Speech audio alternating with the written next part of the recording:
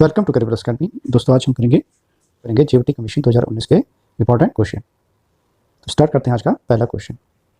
Global teacher पुरस्कार 2019 पाने वाले कौन हैं? तो इसका राइट आंसर होगा हमारा ऑप्शन बी, पीटर तबीची को मिला था ग्लोबल टीचर पुरस्कार 2019। नेक्स्ट क्वेश्चन की ओर बढ़ते हैं। किस कुषाण शासक ने बौद्ध मत को संरक्षण दिया? ऑप्शन है हर्षवर्धन, अशोक, समुद्रगुप्त, कनिष्क। इसका राइट आंसर होगा हमारा ऑप्शन डी, कनिष्क ने बौद्ध मत को संरक्षण दिया था। और जान लेते हैं इसके बारे में। कनिष्क संबंधित था कुषाण वंश से और इसका शासनकाल था 78 ईस्वी से लेकर 103 ईस्वी तक।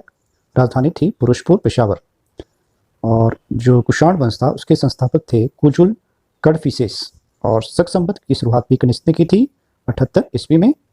कनिष्क के दरबार में वसुमित्र, अश्वघोष, नागार्जुन, चरक और पार्श्व जैसे विद्वान थे। चौथी बौद्धंती कनिष्क के शासनकाल में थी और कश्मीर कुंडलबन में थी। अध्यक्ष थे वसुमित्र और उपाध्यक्ष अश्वघोष थे। तो बहुत इंपॉर्टेंट है। और इस बौद्धंती के बाद ही बौद्ध धर्म दो मतों में विभाजित हो गया था, हीनयान और महायान। तो बहुत इंपॉर्टेंट है। नेक्स्ट क्वेश्चन करते हैं। नालंदा विश्वविद्यालय एक महान केंद्र था विशिष्ट। इसका राइट आंसर होगा हमारा ऑप्शन ए, बौद्ध मत सिखाने का केंद्र था नालंदा विश्वविद्यालय। और नालंदा विश्वविद्यालय की स्थापना की थी कुमार गुप्त ने। बहुत इंपॉर्टेंट है, नालंदा विश्वविद्यालय की स्थापना कुमार गुप्त ने की थी। नेक्स्ट क्वेश्चन करते हैं। राष्ट्रकूट साम्राज्य की स्थापना की गई थी।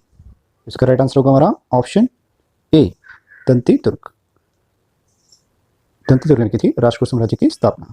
बहुत ही इंपॉर्टेंट क्वेश्चन है, ये बार बार एग्जाम में रिपीट हो रहा है। और जान लेते हैं इसके बारे में। जो राष्ट्रकूट साम्राज्य था उसका शासनकाल 6वीं शताब्दी से 13वीं शताब्दी तक था। और तंती दुर्ग ने इसकी स्थापना की थी और राजधानी थी इनकी मान्यखेत। कृष्ण प्रथम, जिनका शासनकाल 556 से 573 ईस्वी तक था, ने एलोरा की चट्टानों को काटकर कैलाश मंदिर बनवाया था। तो बहुत इंपॉर्टेंट है कि एलोरा में किसने कैलाश मंदिर बनाया था? तो थे हमारे राष्ट्रकूटों ने, जिसके राजा थे हमारे कृष्ण प्रथम। दिल्ली के किस सुल्तान ने रक्त और लोह की नीति को आगे बढ़ाया? ऑप्शन है अलाउद्दीन खिलजी, गयासुद्दीन तुगलक, बलबन, इल्तुतमिश। तो इसका राइट आंसर है हमारा ऑप्शन सी, बलबन ने रक्त और लोह की नीति को आगे बढ़ाया था। और जाने थे इसके बारे में। गयासुद्दीन बलबन का शासनकाल था 1249 से लेकर 1287 तक। और ये हमारे गुलाम वंश के थे जिन्होंने लोह और रक्त नीति का पालन किया था। और इनका मकबरा है, गयासुद्दीन बलबन का मकबरा है दिल्ली में। और गयासुद्दीन बलबन ने ही सिजदा और पाबोज प्रथा आरंभ की थी। नेक्स्ट क्वेश्चन होते हैं। 1526 में किस मुगल बादशाह ने पानीपत का युद्ध लड़ा था? तो ऑप्शन है बाबर, हुमायूं, अकबर, औरंगजेब। तो इसका राइट आंसर है हमारा ऑप्शन ए, बाबर ने ही पानीपत का प्रथम युद्ध लड़ा था 1526 में। जो पानीपत का प्रथम युद्ध था ये लड़ा गया था 21 अप्रैल 1526 में इब्राहिम लोदी और बाबर के बीच में, जिसमें बाबर की जीत हुई थी। बहुत इंपॉर्टेंट है, 21 अप्रैल 1526 में लड़ा गया था। और उसके बाद लड़ा गया था खानवा का युद्ध 17 मार्च 1527 में। राणा सागा और बाबर के बीच में लड़ा गया था खानवा का युद्ध। इसमें भी बाबर की जीत हुई थी। और उसके बाद चंदेरी का युद्ध लड़ा गया था 29 मार्च 1528 में। मेदिनी राय और बाबर के बीच में हुआ था। इसमें भी बाबर की जीत हुई थी। और चौथा युद्ध घाघरा का युद्ध 6 मई 1529 ईस्वी में लड़ा गया था अफगानों और बाबर के बीच में। तो बहुत इंपॉर्टेंट है, चारों युद्ध लड़े गए थे बाबर के द्वारा और चारों युद्धों में ही बाबर की विजय हुई थी। और पानीपत के प्रथम युद्ध में बाबर ने पहली बार तुगलमा युद्ध नीति का प्रयोग किया था। तो कई बार क्वेश्चन आ चुका है, तुगलमा युद्ध नीति का पहली बार प्रयोग किसने किया था? ये किया था बाबर ने पानीपत के प्रथम युद्ध में। तो बहुत इंपॉर्टेंट है। और उस्ताद अली और मुस्तफ़ा बाबर के दो निशानेबाज से तोपची थे, उस्ताद अली और मुस्तफ़ा। नेक्स्ट क्वेश्चन करते हैं। जंतर मंतर अवस्थित है। ऑप्शन है महाराष्ट्र, उत्तर प्रदेश, गुजरात, राजस्थान।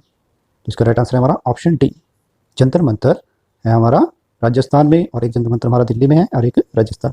ब्रिटिश संसद के लिए निर्वाचित पहला भारतीय कौन था?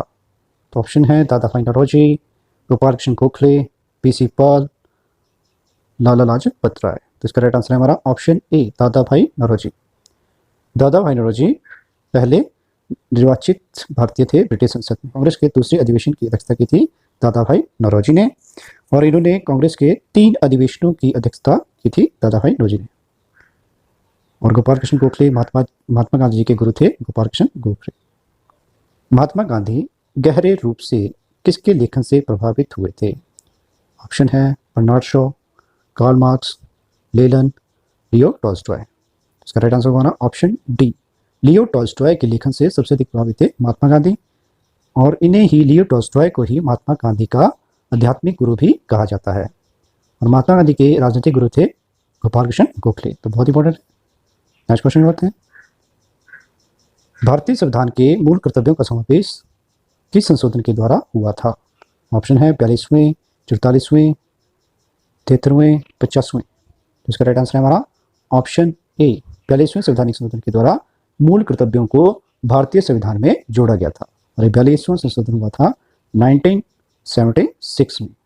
तो बहुत इंपॉर्टेंट है। और इसे ही मिनी संविधान, मिनी कॉन्स्टिट्यूशन के नाम से भी जाना जाता है 42वें संवैधानिक संशोधन को। नेक्स्ट क्वेश्चन, निम्न में से क्या प्रगति से वाद्य योग्य है? ऑप्शन है मूलभूत कर्तव्य, राज्य के निर्देशक सिद्धांत, मौलिक अधिकार, इनमें से कोई नहीं। तो इसका राइट आंसर है हमारा ऑप्शन डी, इनमें से कोई नहीं। नेक्स्ट क्वेश्चन, भारत में राष्ट्रपति के पद के लिए अधिकतम आयु सीमा क्या है? ऑप्शन है 60 वर्ष, 65 वर्ष, 75 वर्ष, कोई आयु सीमा नहीं। तो इसका राइट आंसर है हमारा ऑप्शन डी, कोई आयु सीमा नहीं है। राष्ट्रपति के पद के लिए मिनिमम आयु होनी चाहिए 35 वर्ष, और प्रधानमंत्री के लिए का चुनाव लड़ने के लिए मिनिमम आयु है हमारी 25 वर्ष, और लोकसभा के लिए भी 25 वर्ष आयु होनी चाहिए मिनिमम, और राज्यसभा के लिए मिनिमम आयु 23 वर्ष, राज्यपाल के लिए मिनिमम आयु हमारी है 35 वर्ष। तो बहुत इंपॉर्टेंट है। नेक्स्ट क्वेश्चन, राज्यसभा में अधिकतम सदस्यों की संख्या क्या है? इसका राइट आंसर है हमारा ऑप्शन बी, 250। राज्यसभा में अधिकतम सदस्य हो सकते हैं हमारे 250, और राज्यसभा में राष्ट्रपति के द्वारा मनोनीत किए जाते हैं 12 सदस्य, और लोकसभा में अधिकतम सदस्य हो सकते हैं 552। तो बहुत इंपॉर्टेंट है, लोकसभा में 552 अधिकतम हो सकते हैं, और राज्यसभा में 250 अधिकतम हो सकते हैं। और राज्यसभा में राष्ट्रपति के द्वारा 12 मनोनीत किए जाते हैं, और लोकसभा में राष्ट्रपति के द्वारा 2 सदस्य मनोनीत किए जाते हैं, वो भी एंग्लो इंडियन समुदाय से। नेक्स्ट क्वेश्चन, भारत में राज्य के राज्यपाल की नियुक्ति कौन करता है? ऑप्शन है भारत के प्रधानमंत्री, मंत्रिपरिषद, लोकसभा के अध्यक्ष, इनमें से कोई नहीं। इसका राइट आंसर है हमारा ऑप्शन डी, इनमें से कोई नहीं। जो राज्य के राज्यपाल हैं उसकी नियुक्ति करता है राष्ट्रपति, राष्ट्रपति के द्वारा नियुक्ति की जाती है राज्यपाल की। दोस्तों वीडियो को लाइक, शेयर और सब्सक्राइब करना भूलें। Thank you.